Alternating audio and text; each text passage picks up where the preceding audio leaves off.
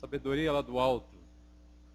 Tenho a impressão que Tiago está falando muito sobre um problema que é comum a todos nós.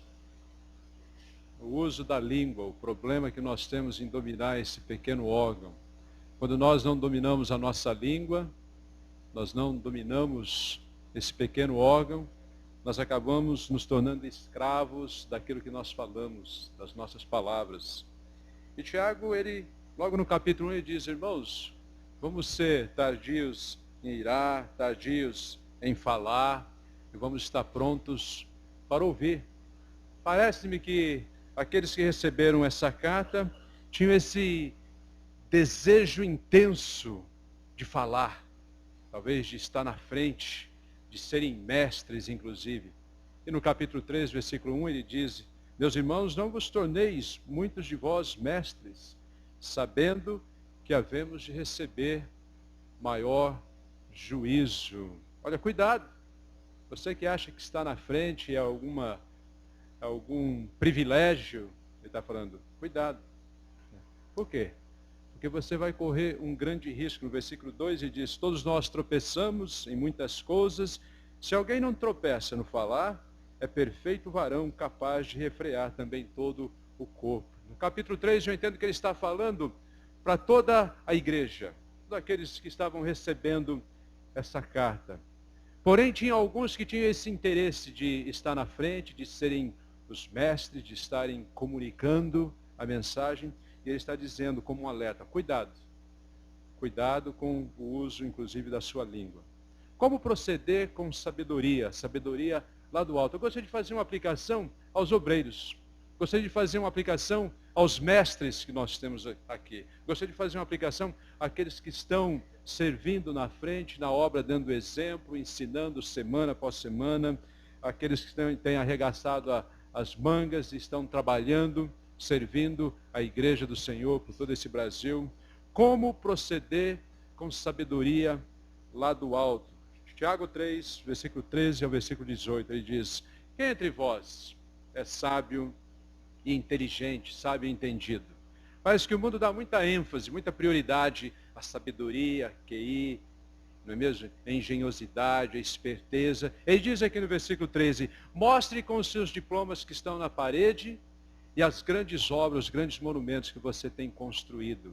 Opa, não é assim. Ele diz: mostre em mansidão de sabedoria, mediante condigno proceder, as suas obras. Se pelo contrário, tendes em vós, no vosso coração, inveja amargurada, sentimento faccioso, nem vos glorieis disso, e nem mintais contra a verdade. Vamos admitir, vamos ser transparentes, vamos ser francos, vamos ser honestos. Esta, ele diz no versículo 15, não é a sabedoria que desce lá do alto, antes é terrena, animal e demoníaca. Ele está fazendo um contraste entre a sabedoria que vem lá do alto, e se existe uma lá do alto, existe também uma daqui, dessa dimensão, uma terrena. Versículo 16 ele diz: pois onde há inveja, sentimento faccioso, partidarismo, aí também há confusão e toda espécie de coisas ruins.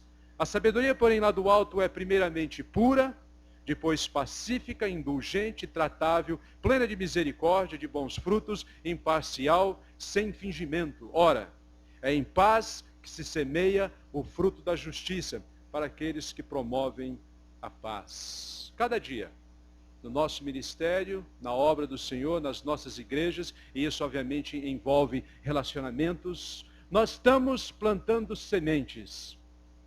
Agora, uma pergunta que nós temos que fazer a nós mesmos é a seguinte: que tipo de semente eu estou plantando na obra, no ministério, no meu serviço ao Senhor, no meio da congregação de Deus? Que tipo de semente eu estou plantando? É a semente da inveja? É a semente da discórdia? É a semente da divisão? É a semente da competição? É a semente do orgulho, da arrogância? É a semente da insegurança? Ou é a semente da paz, a semente do amor, a semente da alegria, a semente da amizade? Que tipo de semente eu estou plantando? Existe um princípio na Bíblia que diz o seguinte: nós colhemos aquilo que nós plantamos. Não tem jeito de escapar desse princípio. Nós vamos colher aquilo que nós plantamos. Se você plantar uma pequena semente de trigo, não queira colher mexerica. Se você plantar milho, não queira colher abóbora. Você vai colher aquilo que você plantar. Se você quer realmente saber como vai a sabedoria de um obreiro, veja aquilo que ele está colhendo. Quais são os frutos que ele está colhendo no seu ministério? Ele diz aqui, versículo 18, ora, é em paz que se semeia o fruto da justiça para aqueles que estão promovendo a paz. Você vai colher a paz. Você vai colher o amor, você vai colher a alegria, você vai colher, em outras palavras, os bons frutos, quando você está semeando a boa semente. E obviamente para você fazer isso, Tiago está dizendo aqui em suma, você precisa ser um homem sábio, você precisa ser um obreiro sábio. E o que é sabedoria? Coloque aí. Sabedoria, Tiago diz, é um estilo de vida. Versículo 13 ele diz, quem entre vós é sábio e entendido ou inteligente? Ele fala, mostre em mansidão de sabedoria. De acordo com o quê? De acordo com o seu procedimento. Sabedoria, então, não é o que você fala com os lábios, mas é o que você faz com a sua vida. Não é a sua retórica, mas é o respeito que você dá. Eu estou na igreja agora há 40 anos no Brasil. E eu tenho visto e ouvido muitos tipos de retóricas. Mas sabe de uma coisa? Eu tenho me convencido mais e mais ultimamente que, olha, retórica já não me impressiona mais. Eu quero ver a sua vida. Você precisa ver a minha vida. Você precisa ver o meu exemplo. E Tiago está dizendo isso. Sabedoria não é retórica, não é palavra. Falar no sentido, diz o ditado, é fácil. Difícil é o quê? Difícil é fazer, não é mesmo? Sabedoria é um estilo de vida, é procedimento, não é palavra. E ele diz, inclusive, aqui no versículo 14, que a falta de sabedoria gera a confusão. Se pelo contrário, tendes em vosso coração inveja amargurada, sentimento faccioso, nem vos glorieis disso, não fique se gabando disso não. Que você é prepotente e que você conseguiu mais uma vitória, que você conseguiu se sobrepor sobre alguém ou sobre a igreja, e está dizendo, olha, nem mintais contra a verdade. Esta não é a sabedoria que desce lá do alto. Sabe o que isso vai gerar? Ele fala no versículo 16, onde há inveja, onde há partidarismo, onde há confusão, que significa tumulto, instabilidade e toda espécie de coisas ruins. É isso que a falta de sabedoria vai estar gerando. No livro de Provérbios, capítulo 28, versículo 2, é interessante que Provérbio pode ser até colocado como um paralelo do livro de Tiago. Tiago é o livro da sabedoria do Novo Testamento, Provérbio lá do Velho Testamento. E ali o autor de Provérbios 28, versículo 2, diz o seguinte, a ordem se mantém com os líderes sábios e sensatos. A ordem, a estabilidade. No mundo instável, volátil, onde as coisas estão mudando ferozmente e instantaneamente, radicalmente, de uma hora para outra, de um dia para a noite, ele está dizendo, nós precisamos de homens que sejam sábios e homens que sejam prudentes. Caso contrário, vai ser caos, desarmonia, instabilidade, confusão e toda espécie de coisas ruins, diz Tiago. Agora, no versículo 17, ele fala então sobre as características de um homem, as características de um obreiro sábio, aquele que quer ensinar, aquele que está na frente, aquele que está servindo ao Senhor, todos nós na realidade. No versículo 17, ele define quais são as características dessa sabedoria que vem lá do alto. As características que nós temos que manifestar. Veja só, número 1 ele diz, se eu sou um obreiro sábio, Tiago diz, eu não comprometo a minha integridade. Pode completar isso. Se eu sou um obreiro sábio, eu não vou comprometer a minha integridade. Ele fala, a sabedoria, porém, lá do alto, é primeiramente o quê? Pura. A sabedoria lá do alto é pura, que significa, ela é incorruptível, ela é íntegra, ela é autêntica. Eu não vou mentir, eu não vou te enganar, eu não vou defraudar ninguém, eu não vou ser infiel e desleal a nenhuma pessoa. Eu conheço um irmão nosso, o Edson Purgato, que trabalhou lá no Congresso Nacional durante vários anos. E ele serviu numa função, num cargo muito especial. Ele era o assessor do presidente do Banco do Brasil. Ele trabalhou ali durante 10 anos. Ele se aposentou em Brasília e voltou para São Paulo. E conversando com ele sobre os políticos, ele estava em contato com todos os senadores e os deputados, e ele era mais ou menos aquela parede ou filtro que não deixava aqueles políticos chegarem até o presidente do Banco do Brasil. E eu falava com ele sobre os políticos, perguntando, interessado, você conheceu fulano, você conheceu cicrano, e Beltrano, como é que é, e assim por diante. E aí eu perguntei, fala para mim sobre a integridade daqueles homens. Ele disse, Tenor, você não quer ouvir. Quando eu fui para lá, no começo eu era uma pessoa ingênua, e eu pensava que 80% daquelas pessoas, daqueles homens, eram homens honestos. E 20% talvez desonestos, corruptos. Mas depois de trabalhar ali durante 10 anos, eu saí acreditando exatamente no oposto. 20 são honestos, mas 80% são corruptos. E eles não conseguem, inclusive, encarar as pessoas honestas e verdadeiras de cabeça erguida. Eles não tinham coragem de vir para mim de cabeça erguida para pedir um favor, ou para pedir um empréstimo para o estado deles, ou para a corrutela deles, porque eles sabem que eles não podem andar de cabeça erguida e consciência limpa perante as pessoas. E Tiago está dizendo, olha, o obreiro cristão, o servo, aquele que está servindo a igreja, aquele que está ensinando, ou que tem esse desejo de ensinar, ele está dizendo, em primeiro lugar, ele tem que cuidar do seu caráter, ele tem que cuidar da sua integridade, ele está dizendo. Sabe, o nosso ministério, a nossa obra, os nossos relacionamentos devem ser baseados na confiança e no respeito. E para isso, eu preciso ser uma pessoa íntegra, eu tenho que ser uma pessoa autêntica, eu tenho que andar de consciência limpa. Leiam comigo o que diz aí Provérbios 10, 9, está aí no seu esboço. Leiam todos comigo. Quem anda em integridade, anda seguro. Está aí. O obreiro cristão, o obreiro sábio. Ele não compromete a sua integridade. Por quê? Porque ele é um homem de caráter. E ele inspira confiança nas outras pessoas. Ele inspira confiança na igreja, no povo de Deus. Número 2, segunda característica de um obreiro, de um mestre sábio. O Tiago diz, se eu sou um obreiro sábio, eu não contribuo para a sua ira. Ele diz sabedoria, depois de, obviamente, ele colocar aqui o alicerce, que é pura, ela tem caráter. Ele diz sabedoria, número 2, é pacífica. Se eu sou um obreiro sábio, eu não vou contribuir para a sua ira. O sábio se empenha para manter a harmonia. E às vezes, como já foi dito aqui, ele tem que suportar os outros. E ele tem que ensinar outros a se suportarem, inclusive. E a ideia de suportar uns aos outros significa carregar um ao outro quando necessário.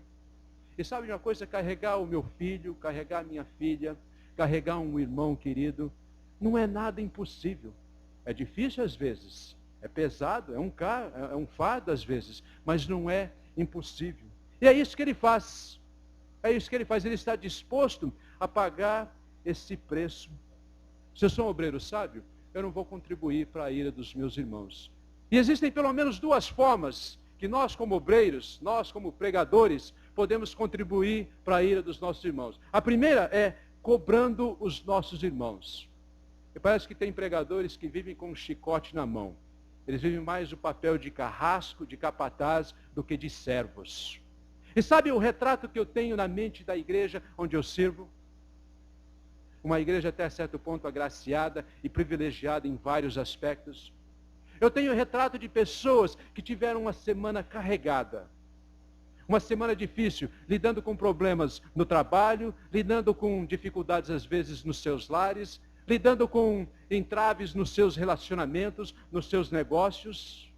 E eu vejo como se fossem, vamos dizer aqui, um caminhãozinho com a carroceria cheia, lotada, subindo uma ladeira. Então eles chegam aos domingos ali. Eles se reúnem naquele corpo para celebrar a presença do Senhor e a nossa vitória em Cristo. E então o que eu faço? Eu tiro o meu chicote e eu estou pronto para o quê? Para escorraçá-los. Eu estou pronto para cobrar aqueles meus irmãos. Em outras palavras, eu estou pronto para despejar mais uma caçamba sobre eles de culpa e cobrança. Não é mesmo? E Tiago está dizendo, sabe que isso vai acontecer? Sabe que isso vai gerar e vai produzir? Vai produzir o desânimo daqueles irmãos. A ira, inclusive, em alguns outros. Então, uma maneira de você, se você tem esse desejo de contribuir para a ira dos seus irmãos, faça isso. Seja um cobrador. Mas outra maneira de você contribuir para a ira dos seus irmãos é condenando, é julgando os seus irmãos. Às vezes falando mal. No livro de Tiago, capítulo 4, versículos 11 e 12, Tiago diz, irmãos, não faleis mal uns dos outros. Irmãos, não diábolos uns aos outros. Ele está dizendo, você quer se parecer com o diabo? Em outras palavras, literalmente ele está dizendo, comece a falar mal uns dos outros. Você quer ver o diabo? Tire o espelho e olhe ali quando você começar a falar mal dos irmãos ou falar mal da igreja. Exatamente essa é a palavra que está dizendo. Olhe no espelho. Você nunca viu o diabo? Está curioso em ver? Então, comece a falar mal dos irmãos e pegue um espelho e comece a olhar para aquele espelho. Está ali o retrato do diabo. Ele diz, não julgueis. Aquele que fala mal do irmão ou julga seu irmão, fala mal da lei, julga a lei. Ora, se julgas a lei, não és observador da lei, mas juiz. Você está querendo fazer o papel de Deus, inclusive. Um só. Ele diz no versículo 12, é o legislador, juiz, aquele que pode salvar e fazer perecer. Tu, porém, quem és que julgas o próximo? Vamos deixar de julgar os irmãos. O obreiro sábio não é aquele que vive cobrando, não é aquele que vive condenando, mas é aquele que entende que os irmãos precisam de um encorajamento. No livro de Efésios, capítulo 4, versículo 29, ele diz, olha, não saia da vossa boca nenhuma palavra que seja negativa, torpe, que vai pesar sobre os irmãos. Ah, não, eu preciso desabafar. E eu tenho que falar a verdade. Eu tenho que ser franco. Isso não é sinal de franqueza, mas muitas vezes, diz Tiago no contexto todo do livro, é de fraqueza e não de franqueza. Então, se eu sou um servo, se eu sou um obreiro sábio, eu não vou contribuir para a ira dos meus irmãos. Mas outra coisa, número 3. Se eu sou um obreiro sábio, número 3, eu não desfaço dos seus sentimentos. Eu não vou desfazer dos sentimentos dos meus irmãos. Diz aí, sabedoria é indulgente. Indulgente significa amável, sensível aos sentimentos alheios. O obreiro tem que ter sensibilidade. O obreiro tem que ser sensível. O obreiro não é o dono da obra. O dono da obra quem é, meus irmãos? Nós temos isso em comum, não é mesmo? Nós sabemos disso. O dono da obra é Jesus Cristo.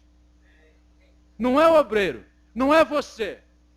Eu não sou o dono da obra. É Jesus Cristo. E nós temos que deixar a obra nas mãos de Jesus. Nós somos simplesmente servos, instrumentos na mão do Mestre, na mão do Senhor. E nós precisamos entender que nesse corpo, nós fazemos parte de um todo.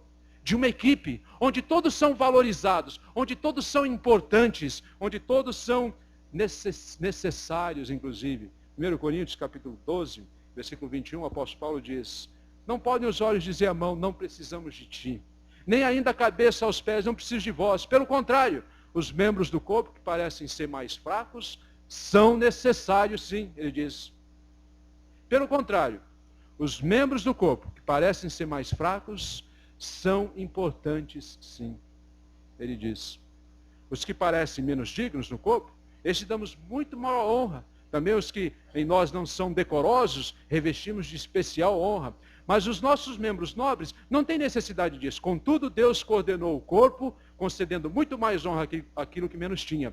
Para que não haja divisão no corpo e, pelo contrário, cooperem os membros com igual cuidado em favor uns dos outros. Onde existe a sensibilidade na sabedoria, existe um espírito de cooperação e não de desânimo. E o obreiro precisa entender isso. Ele não pode desfazer dos sentimentos dos outros. As opiniões dos irmãos são tão importantes quanto as opiniões que ele tem. Todos são importantes, todos são necessários, todos são valiosos. Jesus Cristo morreu por todos, igualmente. E ele está dizendo, então, não desfaça dos sentimentos dos seus irmãos. Número 3, número 4. Se eu sou um obreiro sábio, vire aí a sua página. Se eu sou um obreiro sábio, eu não critico as suas ideias. Se eu sou um obreiro sábio, eu não critico as suas ideias. Diz ali Tiago, a sabedoria lá do alto é o quê? Tratável. Ela não é dogmática. Ela não se atraca a uma ideia como um navio se atraca ao porto e não a solta mais. A sabedoria é tratável, que significa compreensiva, submissa, aberta para discussão. O obreiro sábio é alguém que está pronto para aprender de todos. Mas aí mais ou menos um mês, lendo o jornal, eu vi uma declaração do nosso presidente, que dizia o seguinte, tentando rechaçar algumas acusações do ACM, do Painha Malvadeza lá da Bahia. Ele dizia o seguinte, ninguém diz o que o presidente deve fazer. Eu vi realmente nessas palavras e ali nas entrelinhas daquele artigo, uma arrogância dele. E se o obreiro agir com a mesma disposição, se o obreiro agir com a mesma atitude, olha, ninguém diz o que eu faço, ninguém diz o que os presbíteros fazem aqui, ninguém diz o que o missionário faz, ninguém diz o que o mestre aqui faz, ninguém diz o que o pregador aqui deve ensinar ou pregar e assim por diante. Ele está, em primeiro lugar, numa rota de colisão frontal com Deus. Mas segunda coisa, ele não vai ter o que oferecer para a congregação, porque se você não está aberto para aprender, você não tem conteúdo para ensinar. Eu não posso passar aquilo que eu não tenho. E quando eu paro de crescer, eu paro de ensinar. E Tiago está dizendo, se eu sou um obreiro sábio, eu não vou criticar as ideias dos meus irmãos. Ao contrário, eu vou estar pronto para aprender. Eu vou ser uma esponja. Eu vou ter a minha cabeça aberta. E não vou fazer o papel de sabidão. Eu vou estar pronto para colocar o meu nariz no chão. Porque depois que eu passar pela humilhação, e obviamente nós entendemos ali em Filipenses, nós vamos passar também pelo processo de exaltação. O processo de exaltação faz com que nós, em primeiro lugar, passemos pela humilhação. Que nós estejamos prontos para tirar a nossa casca, para tirar a nossa máscara, para jogar fora a nossa fachada e dizer, eu também preciso aprender. E o obreiro sábio, ele tem essa disposição. O pai sábio é alguém que está pronto para aprender dos filhos. O professor sábio é alguém que está pronto para aprender dos seus alunos. O patrão sábio é aquele que está pronto para aprender dos seus empregados. O obreiro sábio é aquele que está pronto para aprender da sua congregação, dos seus irmãos, daqueles com os quais ou com quem ele serve. Então, isso exige humildade, certo? Número 5. Se eu sou um obreiro sábio, Tiago diz, eu não enfatizo os seus erros. Sabedoria é plena de misericórdia. A sabedoria lá do alto, ele diz, é plena de misericórdia e de bons frutos. A misericórdia deve fluir no nosso meio, nas nossas congregações, assim como o sangue flui na nossa veia.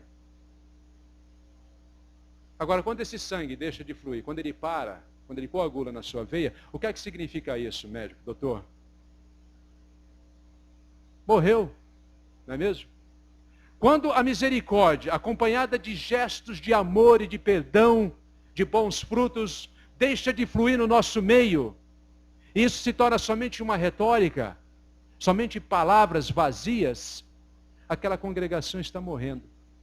Aqueles irmãos estão morrendo. Você está morrendo, inclusive, como um obreiro. A sabedoria é cheia, é plena, é como um copo que está transbordando de misericórdia. E sabe uma coisa? Eu já tive 2 tipos de experiência na vida. Primeiro tipo, eu errei, eu caí, eu ofendi, eu pequei contra meus irmãos. E sabe o que fizeram comigo? Eles me perdoaram, me amaram e me acolheram de volta. O segundo tipo de experiência, eu caí, eu errei, eu pequei contra alguns dos meus irmãos. E sabe o que eles fizeram comigo? Eles pularam em cima do meu pescoço, eles começaram a me bater, e jogaram contra as cordas do ringue, e eu acabei jogando a toalha no chão. Agora eu pergunto para vocês, com qual dessas experiências eu aprendi mais, eu cresci mais? Com a primeira ou com a segunda? Onde fluiu a misericórdia e o amor e o perdão e o acolhimento, ou aquela onde me bateram, me jogaram no ringue, nas cordas do ringue, e eu caí ali e fui tido como um semi-morto, carregado. Diz aqui, se eu sou um obreiro sábio, eu não vou enfatizar os erros dos meus irmãos. O próprio Jesus olhou para Pedro e disse, olha Pedro, você vai me negar 3 vezes. E Jesus poderia ter ficado ali martelando, dizendo, olha, está vendo? Você é bom de papo, mas no fundo, o seu coração está longe de mim, você é um traidor como Judas e como qualquer um outro desse bando aqui. Mas não foi isso o que Jesus fez. Não foi essa a atitude de Jesus, porque nos olhos penetrantes de Jesus transbordava o amor, o perdão, a misericórdia, o acolhimento. Ele disse, olha Pedro, depois que você me negar, vá e fortaleça os seus irmãos, ele diz. Ao invés de ficar ali no ponto fraco do meu irmão e enfatizar os erros, e depois de ver ali o irmão caído, e você vai lá e chuta o seu irmão, Jesus me deixou uma lição na sabedoria dele. Vá lá e estique a mão e tire o seu irmão daquela condição. O obreiro sábio, ele não enfatiza os erros dos irmãos. E número 6, se eu sou um obreiro sábio, eu não escondo as minhas falhas. Eu tenho fraquezas, como todos nós aqui, eu estou olhando para um mar de imperfeições. Somos falíveis. E o obreiro sábio é aquele que tira a máscara. O Tiago diz aqui, inclusive, sabedoria é imparcial e sem fingimento. Ela é uma coisa franca, sem hipocrisia. Lá no teatro greco-romano, os atores, muitas vezes, faziam vários papéis, numa peça só. E eles, então, para figurarem, para encenar aquele papel, eles iam ali atrás dos bastidores e pegavam máscaras. E eles colocavam máscaras para encenar aquele papel. Talvez o papel de alguém triste, então uma máscara com um sorriso desenhado. Talvez alguém ali triste, encenando o papel de uma pessoa triste, cabisbaixa, moribunda. Eles tinham uma máscara que talvez ali mostrasse algumas lágrimas rolando pelo rosto daquele ator, daquela pessoa, daquele personagem, e assim por diante. E aqueles atores eram conhecidos como hipócritas. Eles usavam máscaras diferentes para encenar papéis diferentes, transmitir personagens diferentes. E Tiago está dizendo aqui, olha, pode tirar a sua máscara, pode deixar de qualquer pretensão, seja você, seja transparente, seja franco. Provérbio 28:3 diz o seguinte: quem encobre as suas transgressões jamais prosperará, mas cedo ou mais tarde vai vir às claras. Aquilo que é oculto vai acabar sendo revelado, e as pessoas vão ver realmente quem você é. É uma questão de tempo. É uma questão de tempo. O seu caráter, a sua vida está sob o escrutínio. E as pessoas estão analisando e considerando atentamente. E Tiago diz, é melhor ir em frente e já tirar a máscara. Ele fala, sem fingimento. Ele diz, e sem parcialidade. 1 Coríntios 10:12, leiam todos comigo, diz aí, aquele que pensa estar em pé, veja que não cai. Admita que você não tem tudo em controle, que você não sabe tudo, que você não tem todas as respostas. Na realidade, quem tem tudo isso é o Senhor Jesus Cristo. E ali no livro de Colossenses, capítulo 2, versículo 1 a 3, deixa eu ler versículo 1 a 3, diz o seguinte: gostaria, pois, o apóstolo Paulo escrevendo, que soubesses quão grande luta venho mantendo por vós, pelos laodicenses, e por quantos não me viram face a face ainda, para que o coração deles seja confortado e vinculado juntamente em amor. Está aí a cola, está aí a nossa ligação, está aí o grande vínculo, que é o vínculo do amor. E eles têm toda a riqueza da forte convicção do entendimento para compreenderem plenamente o mistério de Deus, que é quem? Cristo, em quem todos os tesouros da sabedoria e do conhecimento estão ocultos. A verdadeira sabedoria, a nossa verdadeira força, está em Jesus Cristo, não está em nós. Na realidade, Jesus Cristo veio exatamente por causa das nossas fraquezas, por causa da nossa falta de sabedoria. E a falta de sabedoria vai gerar, assim, toda sorte de confusão, de tumultos, de instabilidade e de caos no nosso meio. Mas quando nós procuramos a sabedoria que está em Cristo, a sabedoria lá do alto, nas coisas que estão lá no alto, aí sim nós vamos viver de tal forma que as pessoas vão perceber, está aí, Cristo vivendo. E o nosso caráter vai poder passar pelo fogo, ser depurado, mas não destruído.